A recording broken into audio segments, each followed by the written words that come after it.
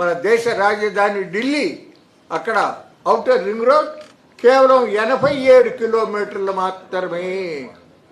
అట్లాగే Ahmedabad outer ring road 76 కిలోమీటర్లు, Chennai outer ring road 62 కిలోమీటర్లు, బెంగళూరు ఔటర్ రింగ్ రోడ్ 60 కిలోమీటర్లు.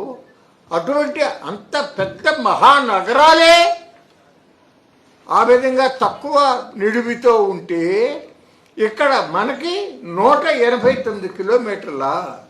ఏంటి నీ లెక్కలేంటి? అసలు ఎవరిని అడిగారు?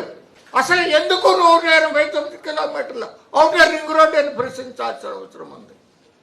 మీ ఇష్టం వచ్చేది చేయటానికి ఇదేమి నీ ప్రైవేట్ ప్రాపర్టీ కాదు, ఇదేమి హెరిటేజ్లో షేర్లు కాదు, హెరిటేజ్లో పాల వ్యాపారం కాదు. ఇది ఒక ప్రజా సంక్షేమం కోసం ప్రజలకి మేలు చేయాల్సినటువంటి ప్రభుత్వం కీడు చేస్తారా? ఇవాళ వెస్టర్న్ బైపాస్ వచ్చేసింది. చినావుటిపల్లి నుంచి, సూరాయిపల్లి నుంచి, వెంకటపాలెం నుంచి కాజా దగ్గరికి వెళ్ళిపోతుంది.